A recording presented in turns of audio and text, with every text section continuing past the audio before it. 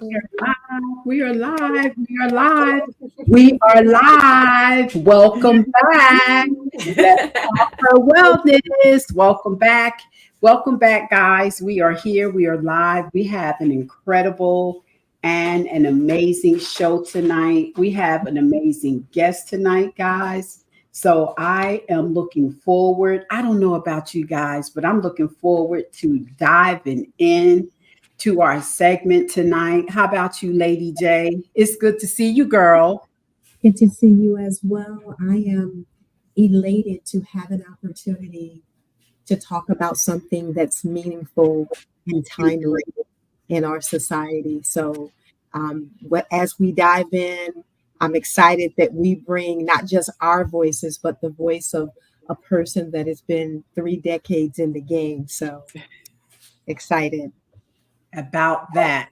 And so, guys, we thank you for tuning in every Tuesday from 7 to 8 Eastern Standard Time on Let's Talk Her Wellness.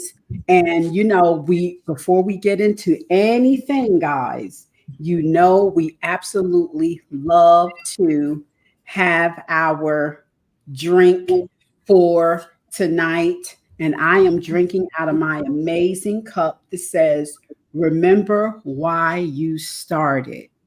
And so it's not just amazing to have an amazing drink when you're about to talk about some amazing tea, but it's also good to have your drink housed in and parked in a cup that has an amazing saying on it.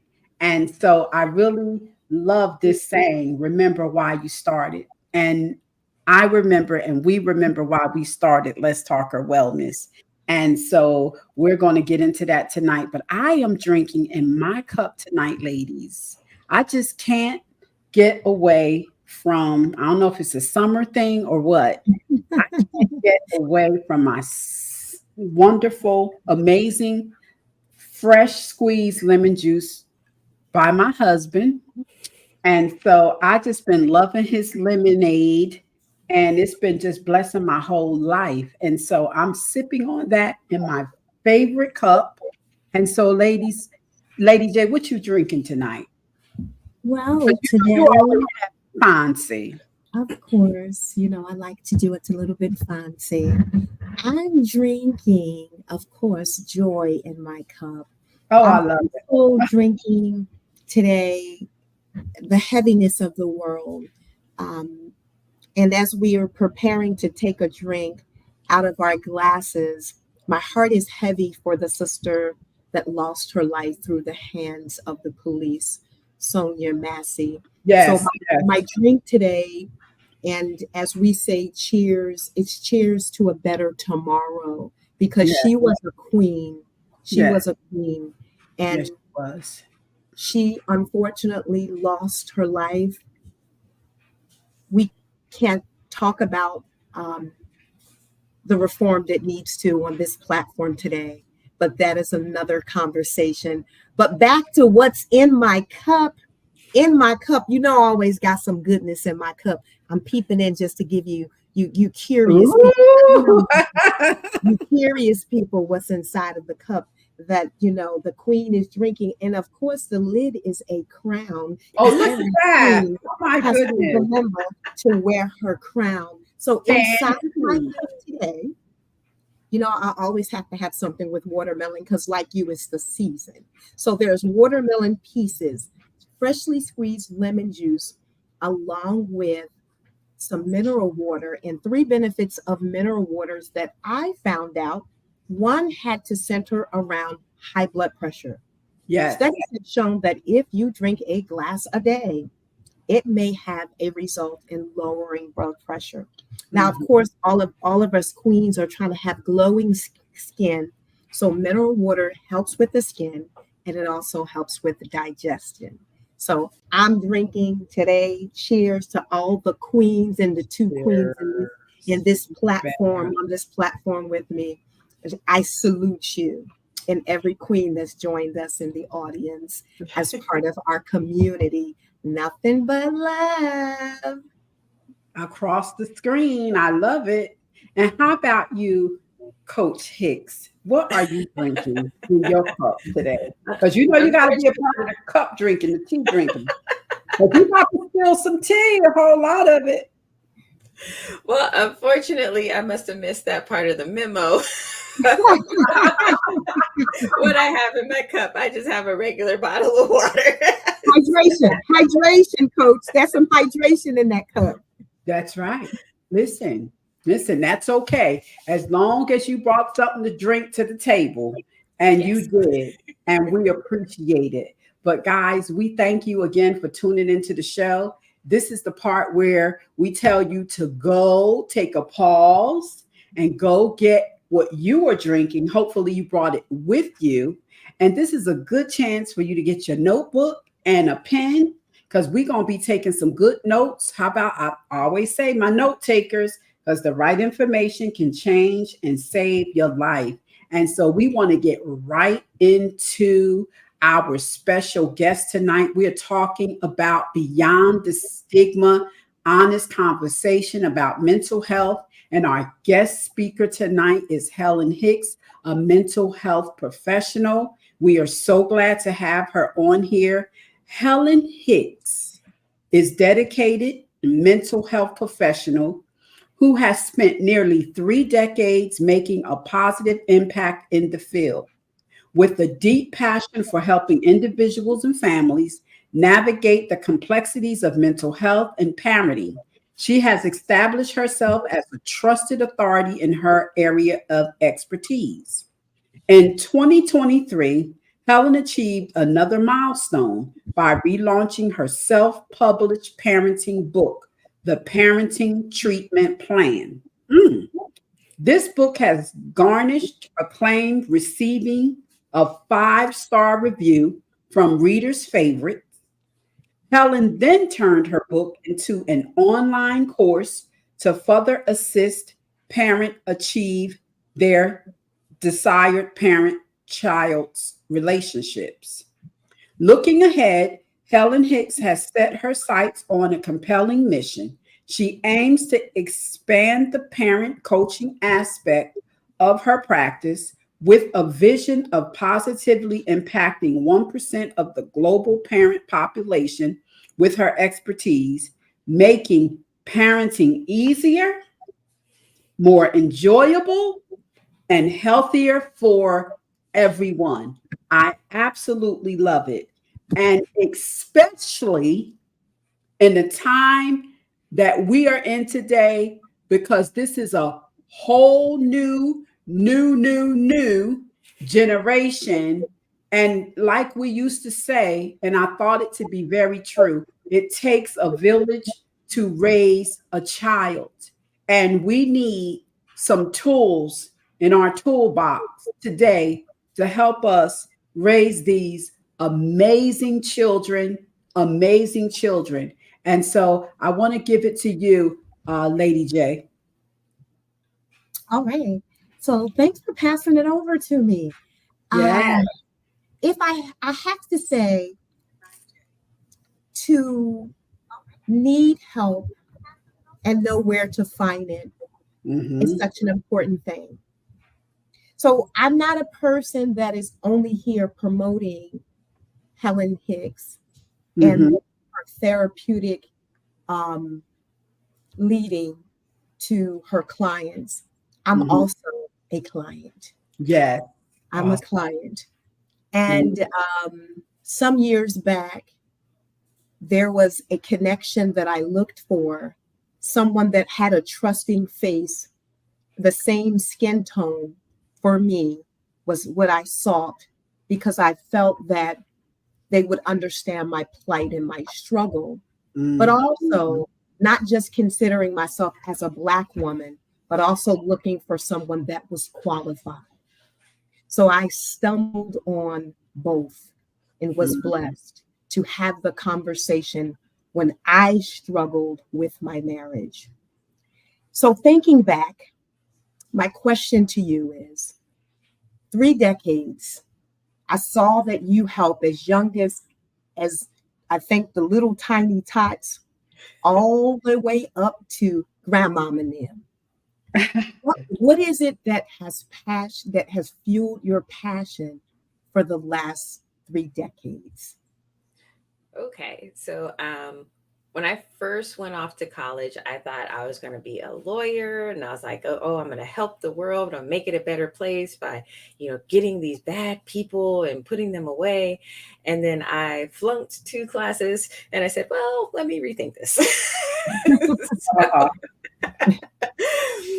So I went into an intro to psychology class, and the teacher was talking about different diagnoses, and I was like, oh my gosh, that's my mom.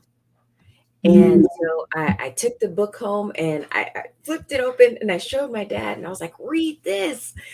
And he read it, and he was like, oh my gosh, that's your mom. oh, wow. So for me, what psychology did for me is it made sense of my world, because here I am in college and just finding out why my mom was the way she was, just being able to make sense of all the different experiences that I had had with her up until that point. Like, so for me, psychology was this window into understanding what I had experienced and being able to make sense of it, instead of it being like, what in the world is happening?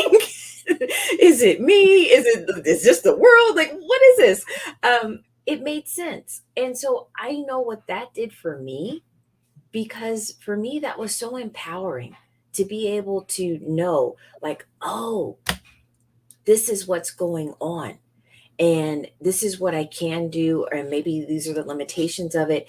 But that was so empowering, just to have that understanding of, this is it. Like, it has a name, it has something, to help you understand and to just move forward in a different way. Wonderful, wonderful, wonderful.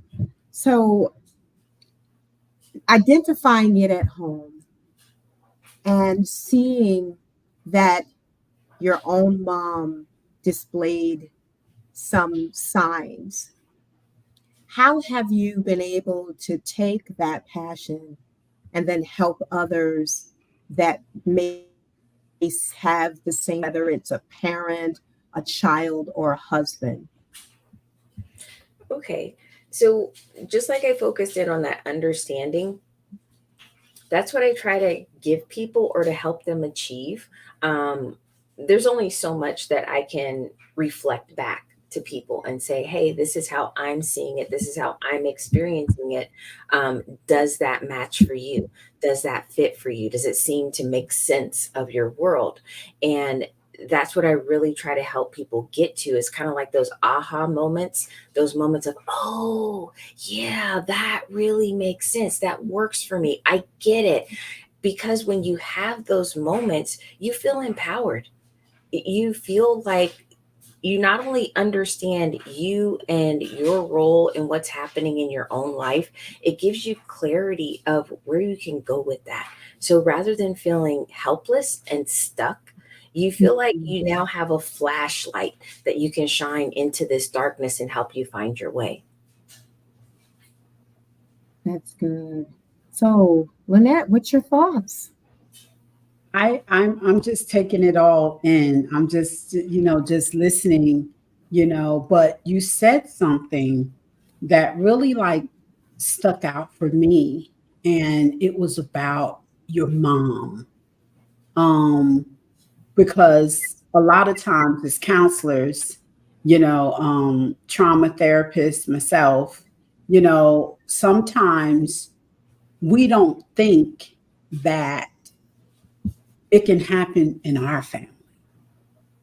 It's one thing to be a therapist, and it's a whole nother thing to have it right in your family.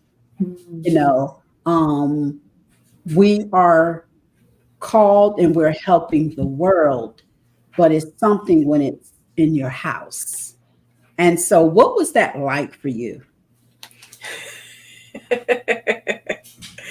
uh, what was it like growing up with my mom? And I mean, just to kind of share with the audience, my mom's diagnosis was paranoid schizophrenia. So, growing up with her, up until the point that I understood, that it had a name, that was scary, and that was confusing. And you just never knew what was going to happen with her and why, and who was going to be her target today, and things of that nature. But once I understood it, like I said before, it was empowering. And as I moved into becoming a mental health professional, I feel like it helped me to be able to connect with my clients, because I can connect with that sense of confusion. Like, I have no idea what's going on here. I thought I was doing the right thing. I thought this was the direction I'm supposed to go in, and this doesn't seem to be working. Everything is falling apart. I don't understand. And I can connect with my clients in that sense of, I get it. I've been there, I've done that. And sometimes I'm able to use it in a way to say, well, here are some things that I found helpful. Here are some things I know other people have found helpful. And I think that's a part of why some of my clients are drawn to me. I think it's a part of why some of my clients stay with me as long as they do, because they do get that sense of, Helen gets it. Helen understands. It's not just somebody who's sitting there pacifying them and saying, oh, yeah, poor you, poor you, poor you. It must suck. It's like, I can be in that moment of, no, it really, really sucks.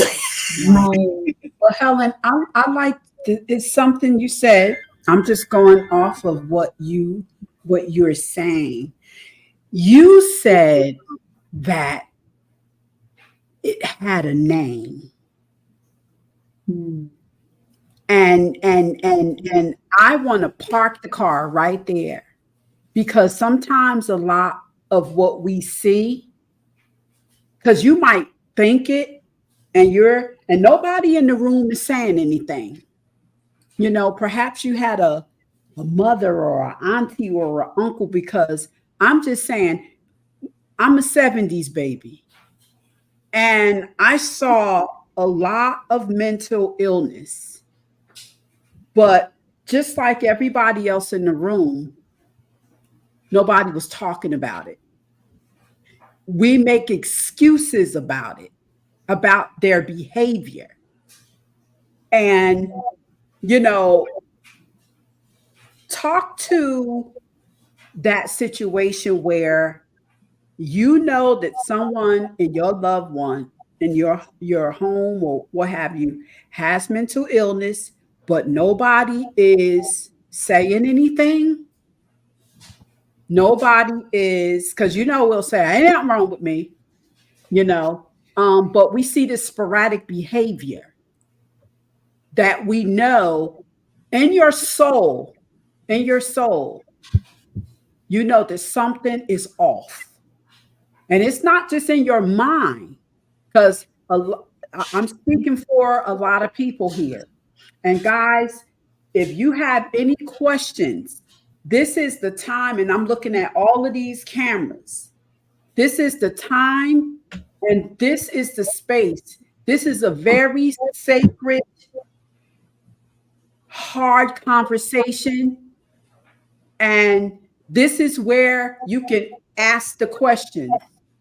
And if you don't want to ask up here online, you can inbox us. And we will be sharing Helen's information that you can reach out to her, because I realize that healing needs an atmosphere, it needs a space, and it needs a time to itself. And we realize that.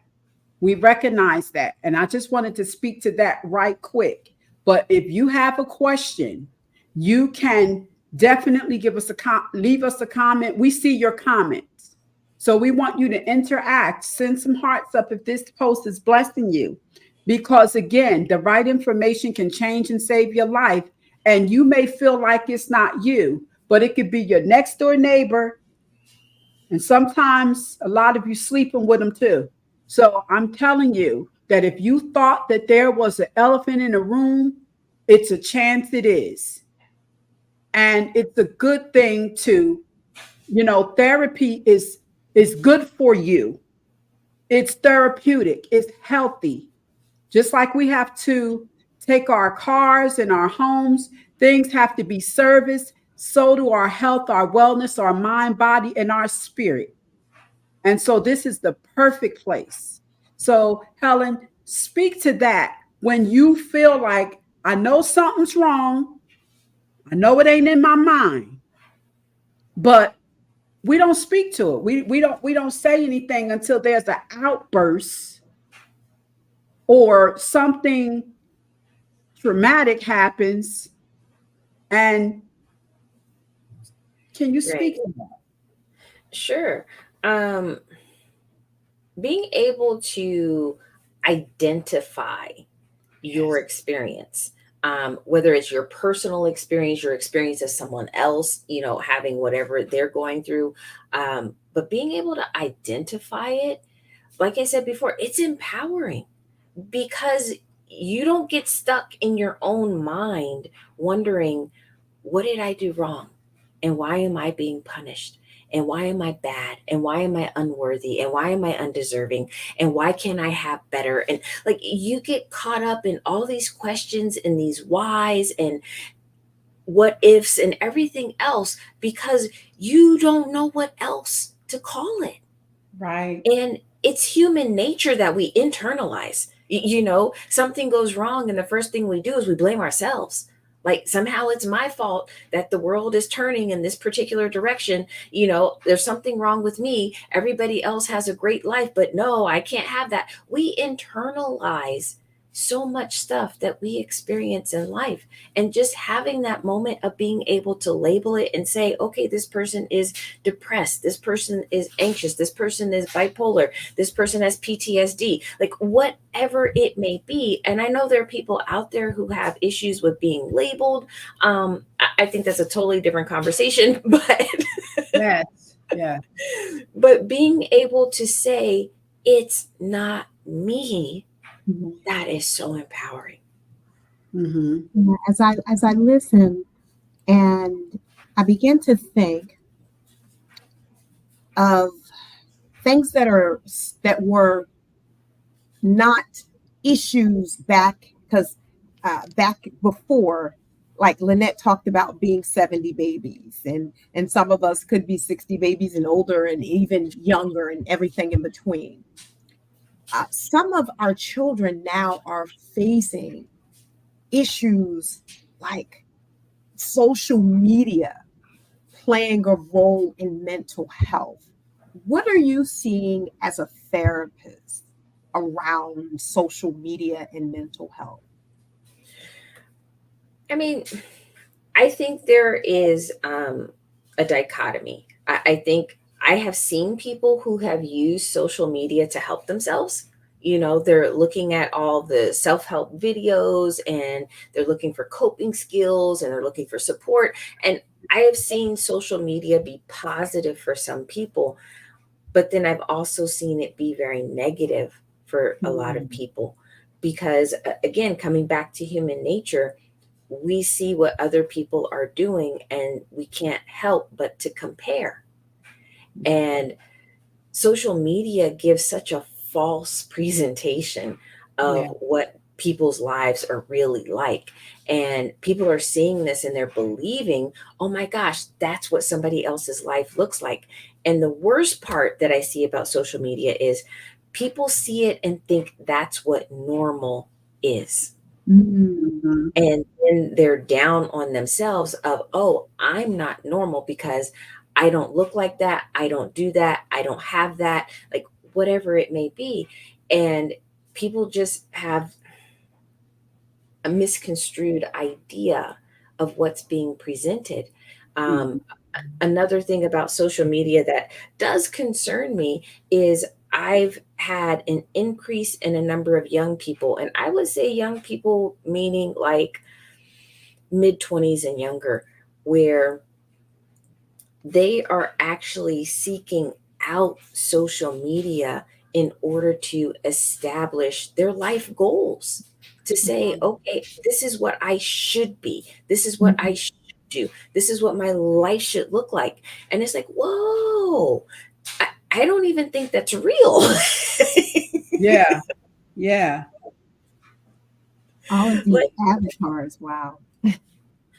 right. And there's so many people who, again, this is part of why I'm so into parenting, because there are a lot of people who are also looking to social media and whatever media is out there to guide them through Mhm. life, because they're not getting that guidance at home. They're trying to figure out, okay, I'm 15 years old and people keep telling me to start planning out my future. Well, what should that future look like? And they're on social media saying, oh, okay, that's what the future should look like. That's what I should aim towards. And they don't have realistic ideas of the world. Mhm. Wow, that's good. When you talk about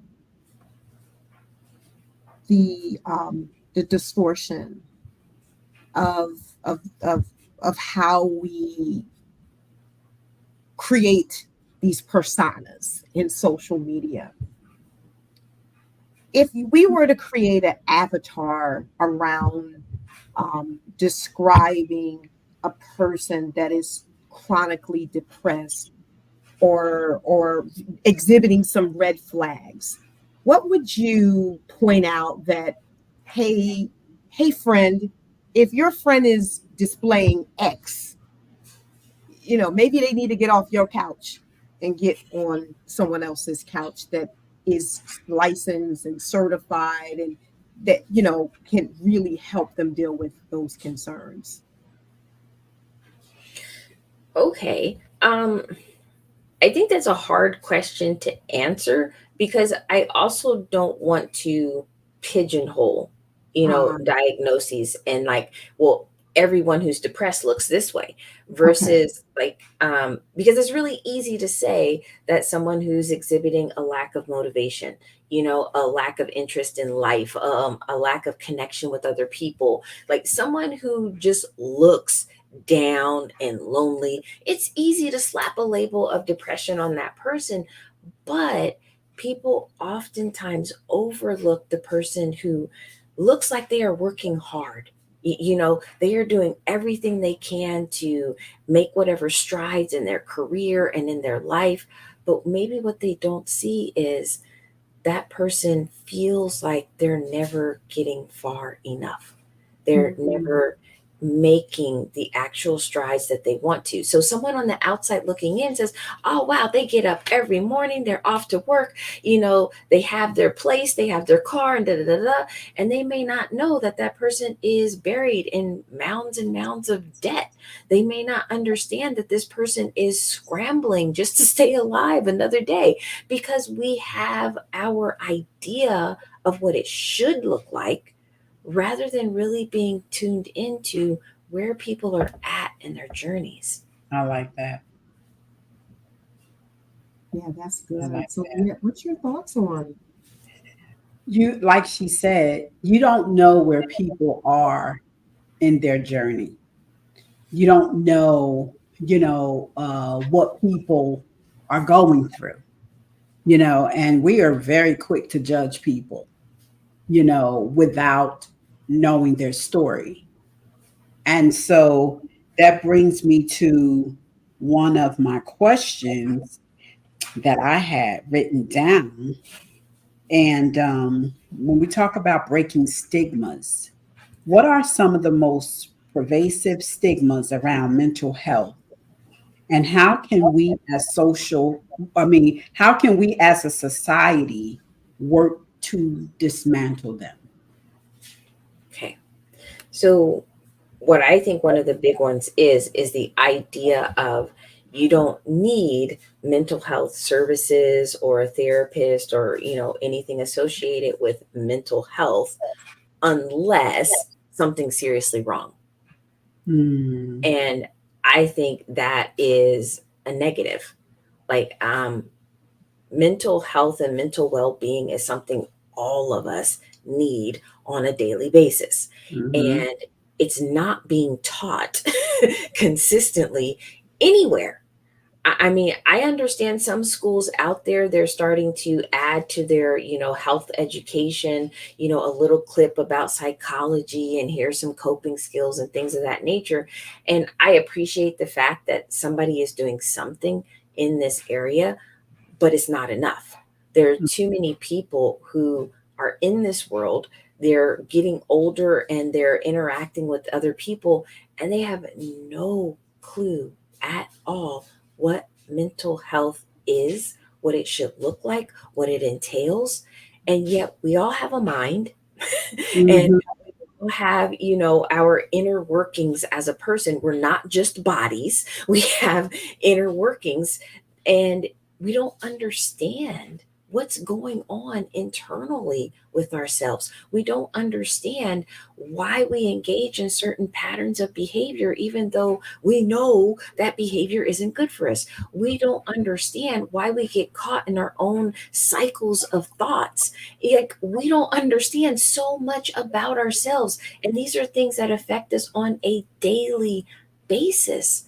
And nobody wants to talk about it. But yet, people do want to talk about, okay, what you put into your body as far as food is concerned, how much exercise you get, making sure you're getting out into the sun. Like, we talk about our bodies, and I'm not negating the importance of our bodies, but our minds are Yeah, equally important. very. Yeah, I yeah. love that. I love that. I love Mhm. that. Do you foresee in the future? I can really, honestly, I can foresee this in the future. I think it will be an amazing and an incredible idea, how they package it. But I can see mental health being taught in schools as a part of a curriculum. That mind body. And how important it is to mind care. We have soul care. We have self care. As a therapist, um, that's some of the things, many of the things that we teach, and I can see myself really rearing up a campaign on mind care because it's just as important as self care. We talk about self care, self care, self care, self care. But I just started highlighting soul care because soul care and self care are two different things. But mind care is just as equal, Absolutely. how to take care of our mental health. And taking care of your mental health, I believe, is knowing your triggers and what your triggers are. Because if you don't know what your triggers are, you'll Right. go into places and spaces that don't have your mental health best interests at heart. And Right. so I just love, how you broke that down and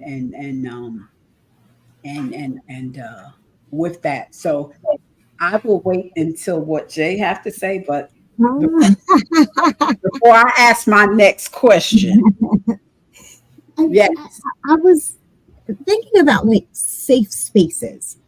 How do we as a community create safe spaces for the conversation of mental health? Like, we're advocates, but I was thinking, how do we bring that advocacy to life in a way that creates a safe space for our communities and our friends and families? Oh, wow. That's definitely an excellent question.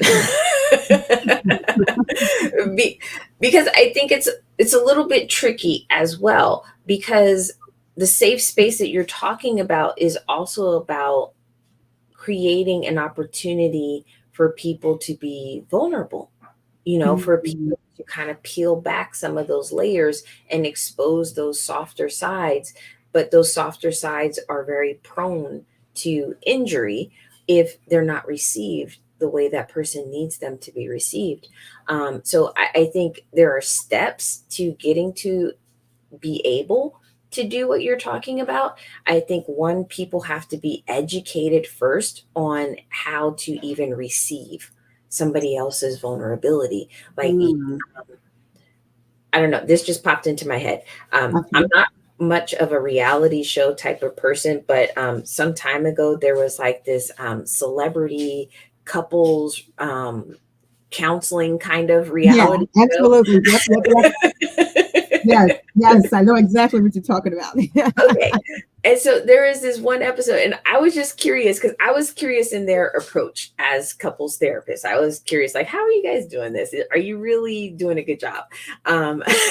So there was this opportunity where the wife had disclosed to the counselors that she had experienced a sexual trauma, and that sexual trauma, as you were talking about, was a trigger, for her, and it was affecting their sex life. It was affecting her ability to tolerate touch, and a lot of those intimate parts of a relationship. She was struggling with it because of her sexual trauma, and when they wanted her to share this information with her husband, the biggest no-no that I saw, they didn't prepare the husband for how to accept her vulnerability. So when she disclosed, like, this is what happened to me, he got caught up in his emotions and Made his it about emotional him. reaction. Yes. And he couldn't be there for her. So in that moment, she felt rejected all over again, traumatized all over again. Well, see, now I'm bad and I'm not good because not even my spouse can accept this about me and my history and how it's affected me and shaped me. And that's where I'm coming back to, before we can tell people, hey, come here, be vulnerable. We have to also tell people, hey, this is how you allow people to be vulnerable. This is how you accept their I like that. vulnerability. You have to prepare them, and you have to say, hey, look, if you don't know what to say and do, it's okay to just sit here, put your hand around them and say, you know what, I got you. That's it. Yeah. That's better than you sitting here getting caught up in your own feelings, and now this person feels abandoned and rejected all over again. So I think part of creating those safe spaces is preparing people, not just to come and talk about your issues, but how do you listen to someone else's issues? How do you show up? I like that, because what that says is, when this healing, space, happens, you have to prepare that person that this is not your time, and that this is not about you. It is about that person. And you Right. have to allow them to heal, you know, um, the way they need to heal. And so I like that. And that's what I have in my counseling session. This is a sacred space, and healing look different for everybody. It don't look the same, and like you said, prepare them that you're coming to counseling. This is what this can look like. This is what this can be. And just know that you're in the right place for whatever that needs to unfold. Let it unfold. I like that. So, Lynette, you mentioned about something that you had and you were going, wait. So, that question. That question is what we always get asked as therapists. What do we do? What do we do for therapy? How do we nurture our souls? what does our mental care look like? So, Helen, what do you do to, when you come out of these spaces, how do you relax and unwind? What are some of the things that you do to nurture your soul care and your mind care? Okay, absolutely. So I definitely have a list. And I'm not saying I do the list, like the whole entire list every single time. It's just different versions of whatever I feel I need in that moment. So Mhm. I've definitely been in a session and I am quietly praying. I am saying, Dear Lord God, I have no idea what in the world is going on with this person or how to help them. I just need you to lead and guide me to help them get through this next hour. I mean, that is part of my own soul care is like, okay, I'm surrendering. I'm saying, you know what, Lord, you are the one who is in control. You know all, you can do all. I am just a conduit to help Yes, yes, verbalize your will. So help me. Like, I'm going to surrender and say, it's not that I am this wonderful, excellent professional. Like, I am here doing the will of a higher power. And let me surrender to that power in that moment. So that's one of the things I do, whether I'm praying in a session, I'm praying after a session, I'm praying before a session. Like, if I know yes, what I'm about to get into. yes, yes, yes. Because it can get real, it gets real in those rooms. Right. It absolutely Real and can. real emotional. So I pray, I meditate. Meditation is typically an everyday thing for me. The amount of time varies, but it's still, I want to have that time of just quiet and peace and serenity and being able to bring everything down and to not be at this height of, interaction and emotion and charged, just let me bring it down. Let me just come back, find my baseline, know that everything is okay. I'm okay. I'm a huge advocate of journaling. I journal whenever I feel like that's what I need to give clarity to those thoughts, those emotions. Um, I advocate for journaling all the time. You don't have to do it every day. Right, right, Do right. it, feel like you need it. Definitely that. There are times where I get really into reading. If there's something that's going on in my mind and I'm like, you know what, I just need other answers. I need to know what other people are doing and how other people are handling certain things. And then I will just go through a series of books and, I'm just looking for something, looking for something until something clicks. And it's like, whew, okay, I feel like I'm lighter. I feel like Mm. I have a certain awareness, that wasn't there before, something that is helping me to move further in my own personal journey. Um, Quiet time to myself. Like, I absolutely love just to have quiet time to myself, Yeah. whether, music or sometimes the TV is playing in the background. And I have to tell you, I am terrible at watching TV. I turn it on all the time, but people are like, what are you watching? I don't know. You are not alone, sister. Because we're such readers. So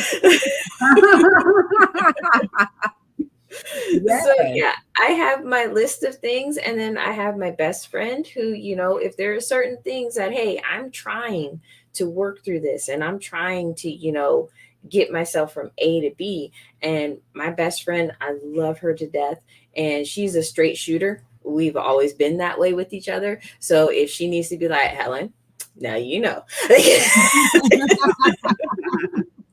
Yeah. Then she's going to be that person for me. And she's going to be like, she's going to tell me the hard things that, Uh, other people may not want to tell me or be hesitant to tell me.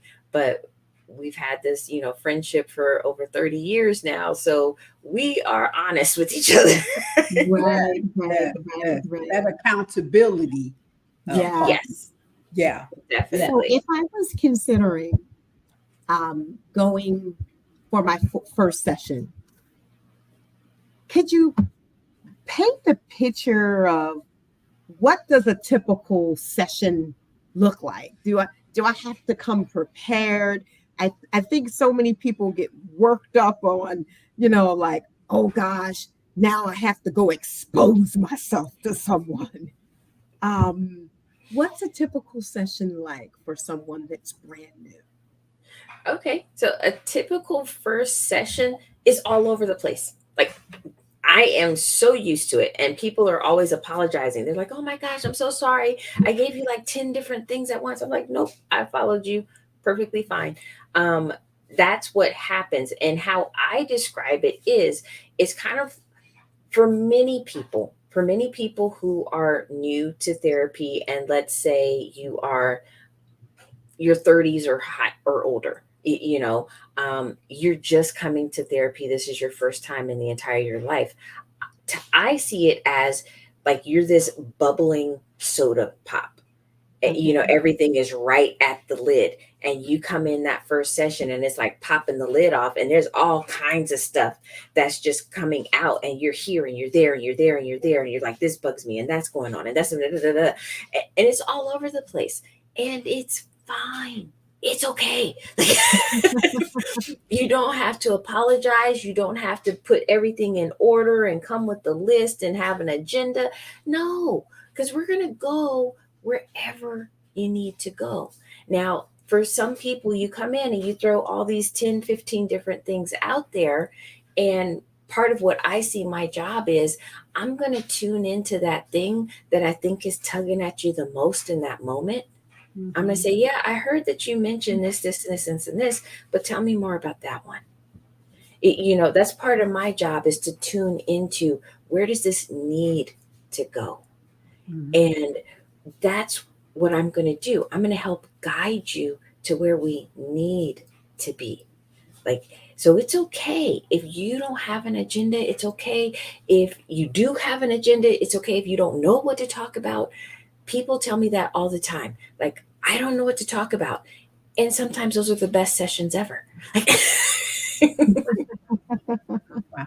Well, there's a question that someone asked, and they said, I would like to know, as a Christian believer, how does it affect yourself or another believer if you think you or they may have mental illness?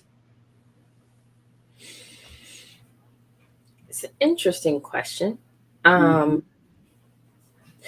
I guess I'm kind of wondering, the person who's asking the question, are you seeing mental illness as something in contrast to belief? Um, Mm.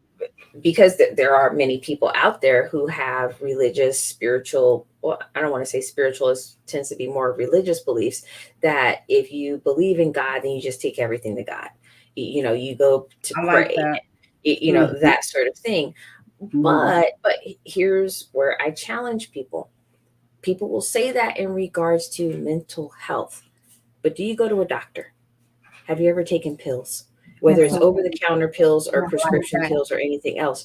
Like, those are all I like that. people in the body of Christ. Like, if we're going that way, then let's go that way. Like, those are people that God helped to gain that knowledge and that understanding to help you in your journey in different ways. Now, Mhm. mental health professionals, we're doing the same thing. We're just here trying to help you in your journey in a different way than those medical professional people are. And when we're talking about the spirit is more connected to the mind than it is the body. I like So it. if you want your spirit to be right, then you need your mind to be right. So these Mhm. things are definitely connected together, and they are not in opposition of each other. And to go just a little bit further, if you're that deep into your spiritual religious beliefs, how God or whoever, whatever you believe in, is going to communicate with you is through your mind. It is through affecting how you think and what you think. And those thoughts then guide your behavior. So these things are not in opposition of each other. So if I think someone else, of whatever spiritual religious beliefs may have a mental health illness, disorder, or whatever going on, I am going to help you couple these things together. Because if your spiritual beliefs are going to help your mental health progress, I'm going to use everything I can to, all right, let's pull it in. Let's pull that in. Whatever is going to help you move forward, let's use it and get there. I like That's good. like I, that. I noticed that when I was doing some research on your website, that it told us about you have 5 beautiful sons, and I love that your transparency, being a teen mom at 19, and then championing all of that. Um, what was it that you tapped into, like in the mental space, to be able to get to where you are today? Okay. So I had my first son when I was 19 years old, and he was in the NICU when he was born. And even though I was 19, I lived at home with my parents, but they worked full time. Mhm. And I was the youngest of all my siblings. So when they went off to work, I was home alone with this brand new baby who just got out of the NICU. He had, IV still in his arm, like all these other things that were going on. And I remember just sitting there and crying and thinking, oh my gosh, if someone else was just here to help me, this would be so much easier.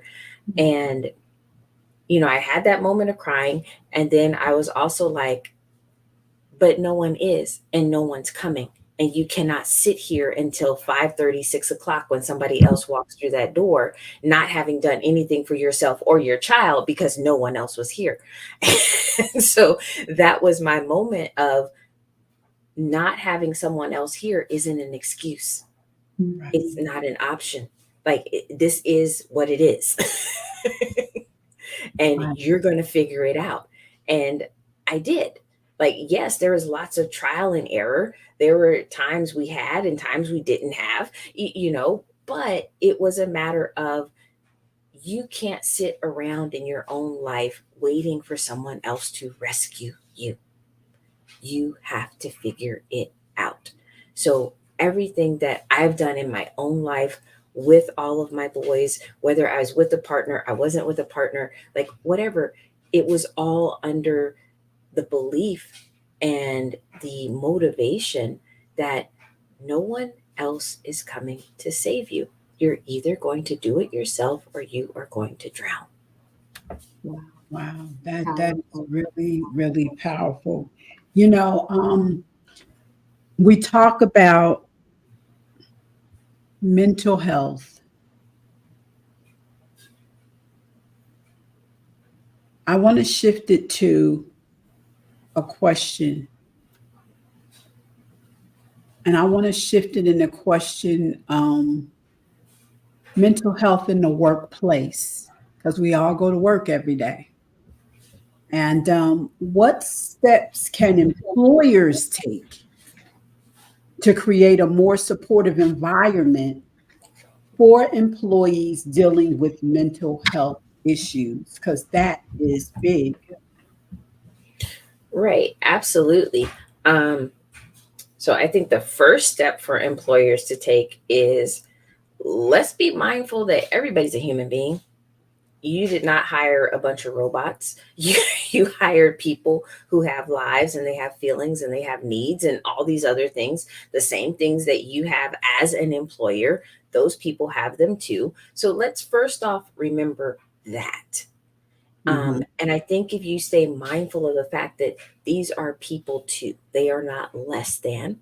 They are not somehow super powered that they can do the jobs of three people. Um, like, let's just remember they're human beings first off. And then when it comes to now going a step further and incorporating mental wellness within the workspace, then you have to keep in mind, yes, these are people, but not all people are the same. And Mhm. people have different needs, and people receive information differently. Part of what I try to communicate to anybody that I work with is we all use language differently. Like, we're all Mhm. speaking English, Wow. but the Good. way we use that English and those words isn't always the same. And we take that for granted.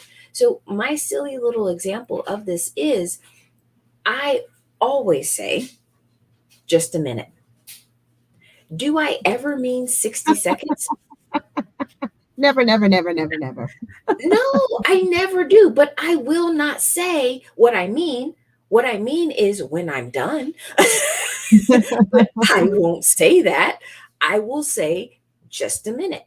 And people who know me, they interpret, okay, when she's done. So Yes. that's my silly example, but that is huge when it comes to communicating to large groups of people.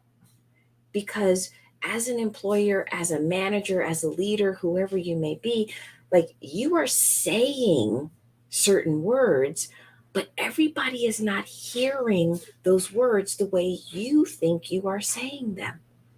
And so the first step in mental wellness in the workplace is to be mindful of how you are being received.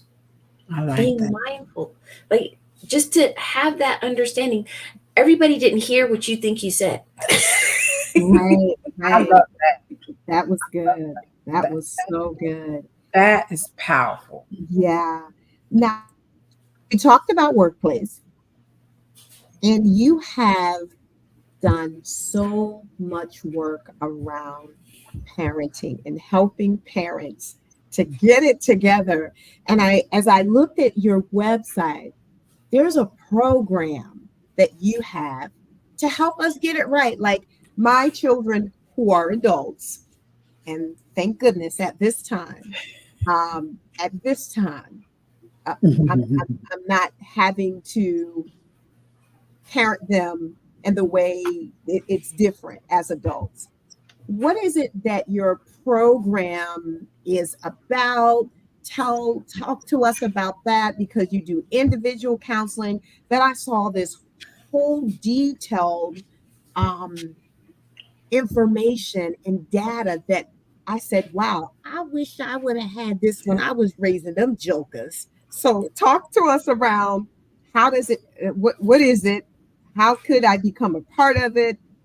Thanks. Thanks. Okay, awesome. Thank you for mentioning that. So it is. I'm sorry, I kind of lost my train of thought. You can go to my website, which is helenvhickscounseling.com, and that's V. And so at the very top of my website page, you'll see the parent coaching course, which is, gosh, I'm sorry, I'm losing my train of thought. What is, anyway, I'll just get into what it's about.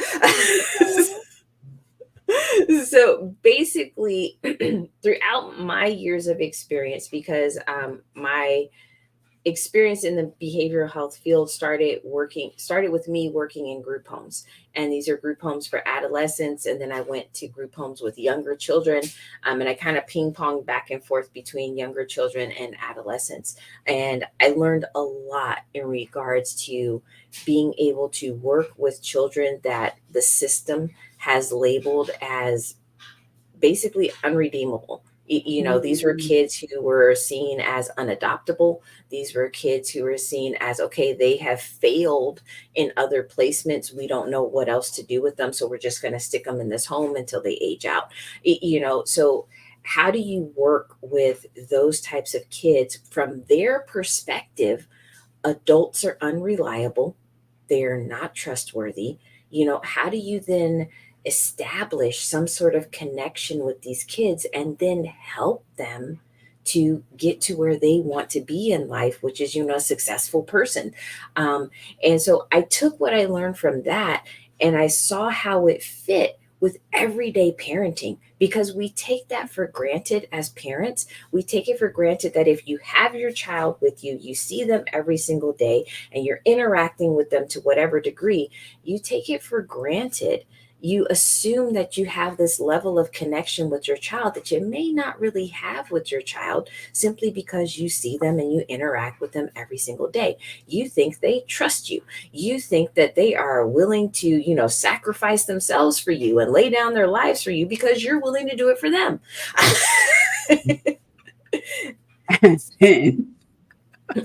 So what I found is, in order for parents to really have the type of relationship they want to have with their kids, and I mean the relationship where you have great communication, there is trust, that if you need to provide your child with guidance, your child is willing to accept your guidance. And you are also willing to accept if your child chooses some other guidance as well. You're not offended by, oh my gosh, you didn't take what I said, you did what so and so said. Like, so the starting point of this is, I established SMART goals for parenting. And that's the title of the course, SMART Goals Parenting. And the first goal is the parent has to become the respected figure of the child. So also understand that throughout the course, I interchange respected figure, authority figure. I know some people have, triggers with authority figure, but Right. it is not meant in a negative way. So, but you have to become your child's respected figure. And there are 5 skills that are necessary for a parent to engage in and to be consistent with in order to be and remain the respected figure. You have to be consistent, you have to nurture, you have to guide, you have to listen, and you have to know how to speak. Okay. I love So those are all the things that a parent has to be in order to be the respected figure. Now, once you become the respected figure, here's the magic. The magic is, now your child trusts you. And now your child is willing to allow you to guide them. Now you are working on Maslow's 3rd hierarchy of needs. So if you're familiar with Maslow's hierarchy of needs, the very bottom is food, clothing, and shelter. Everyone can agree we all need that. The second level is safety, and that's physical and emotional safety. And this is really, really important, because the area in which most parents tend to, I guess, regress in their parenting is when it comes to guidance, which also includes discipline. So, because discipline is an emotionally triggering event for parents as well as children, parents often get caught up in their own emotional reactions and wind up inadvertently sacrificing the emotional safety. Once the emotional safety is sacrificed, you have now cut yourself off from that 3rd level, which is connection. That's where relationships are built. That's where you build trust. That is where your children start to tune into valuing other people in their lives. But if you sacrifice emotional safety, you can't have that level of connection. So what I'm teaching parents to do is, okay, you're going to parent in this way with these 5 skills that keep emotional safety intact, so that you are constantly interacting from a place of connection. It's not this tug of war, these power struggles, this push pull, do what I say, don't do that, stop yelling, stop. It's not that. It's because now your kids are invested in this connection. Now they have a value for the connection. So here is where children, they're not only self-disciplined, they're also emotionally stable. And here's where you'll start to see kids, oh, I got that for you, Mom. Oh, don't worry about that. I'll do that, because they're invested in the connection. They Oh, see you as the parent. They say, oh my gosh, my parent is stressed because they got to cook dinner and vacuum and they got to do the laundry. Mom, let me do the laundry for you. Like, Yeah. they're invested in the connection. that So is so good. that's where parenting is healthier and it's easier. And I know there are people that are struggling to believe me when I say this, but my youngest two are 13 and 16. And it has been years since I have needed to discipline either one. Oh, that's good. That is so good. So you have a method that works, and I think that is so good because I think that we have a lot of parents that is struggling in this area, not with just their kids, but their grown folk, children. I think that that is a struggle. I see that a lot, and Helen, how can people get in contact with you? Okay. So, like I said before, my website is www.helenvhickscounseling.com. I am also on LinkedIn as Helen Hicks. I am on Instagram and YouTube and Facebook as What Would Helen Say? I love So you can find me in various different places. Reach out to me. I try to get back to people as soon as I can. So definitely I'm available. And so, you know, last but not least, and I'm going to turn it over to Lady J. What kind of just turning it into fun right now, Okay. what kind of tip or what kind of icebreaker or what would you suggest we do every day that we could wake up and we can do something for our mental health? Can you give us something that we could massage our brains or our spirit with? Like something, whether that's a guided meditation or something like that. What can we end this session with that our viewers can tune in with us for a second, take a moment? How can we bring it down? What would you suggest that we can do? Okay. So the first thing that popped into my head was gratitude. I mean, no matter where you are in your life, whether you have the things you want, you have the things you need, you don't have some of those things that you want or need, but just to look around you and to just find as many things as you can to be grateful for, to be grateful for life, even if it's not the best version of life. To be grateful that you get to breathe, to be grateful that your body works, to be grateful that you have some food, even if it's not your favorite, that you have food that you can eat. If you have a roof over your head, or even if you don't have a roof over the head, let's be grateful for the stars in the sky. Let's be grateful for the moon that's giving you light to see wherever you may be. Like, I know we're all trying to get to certain places in our lives. And I know we're in various different points of our own journeys, and it can be in a good part, it can be in a struggling part, whatever it may be. But absolutely just take a minute, find the things to be grateful for, because it's so easy to complain. And when we complain, it brings us down and we feel powerless and we feel less than. But when you start thinking about the things to be grateful for, you start to feel better. I like that. Yeah. I absolutely like that. Thank you. You're welcome. Yeah, we've covered a lot today.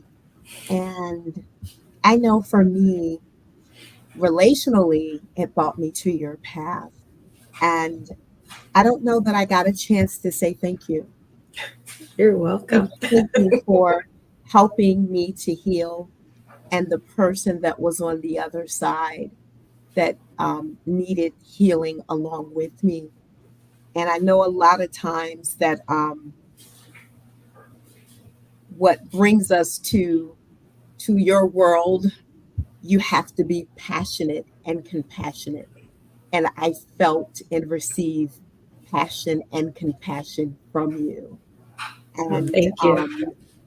I just wanted to offer and park myself, as you said, into gratitude.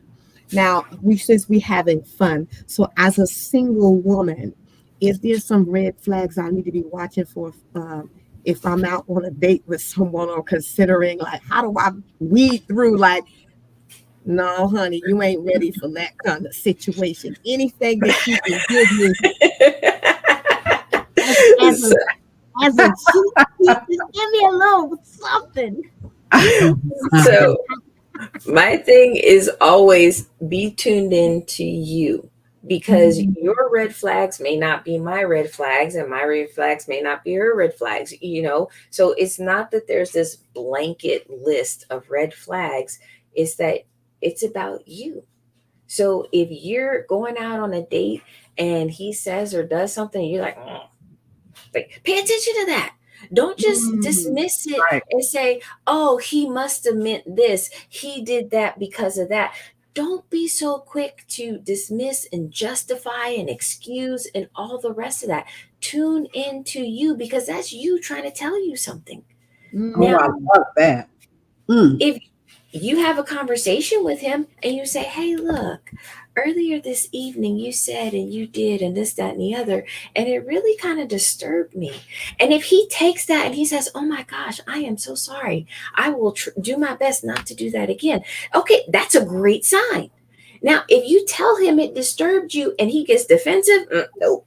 Red flag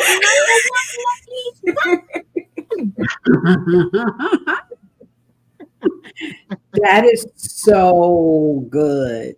That is so good. And Lady J, she touched on single. Boy, man, we got to do a whole segment on the single game, but also too the married. Because I understand you're also a marriage counselor. And so that part too, I think that is so amazing, because marriages today, need counseling. I encourage that, because, every marriage needs a tune up, and you don't have to seek counseling because something is always wrong, but also too seeking counseling as a honey, we're going to get an oil change. We're going to go get a tune up, it's what keeps the marriage, you know, alive, and doesn't matter how long you've been married. It is just uh, being mindful of the love, because we grow and we evolve. And what I like last year, I may not like this year.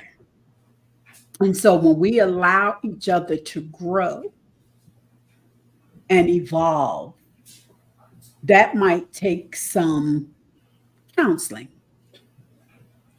Right. So I guess the best way I can kind of summarize is most people get married because they fell in love. And they take for granted that a long lasting and healthy marriage is about repeatedly falling in love with your partner over and over and over again. And people assume that falling in love with them the first time is enough. And it's not. Because, like you said, the person that you married however many years ago is not the person sleeping next to you now. Not at all. Who are you? Right. Right. And if you haven't learned how to fall in love with this new version of your partner, then it's only a matter of time before this just falls apart. Yeah. Ooh, I just gotta ask one more question. Because I struggle with like communicating what I consider difficult conversations to my partner, right? And you gave me some great steps to how to do that in love. Somebody out there that's married, that's not me, or in a relationship that's not me again, needs some of those steps. Could you give them some freebies of how do Okay. they manage having that difficult conversation as we close the conversation down? Sure, sure. So, a couple of steps, and I have to like preface. I get most of my couple skills from the Gottmans. So, if anybody's interested in the Gottmans, you can go to their website. They have self-help stuff, whatever you need. But basically, when their approach to couples counseling is, those conversations are predetermined by how you start them instead of how you finish them. Because a lot of times couples are focused on, well, where did we get to in the end?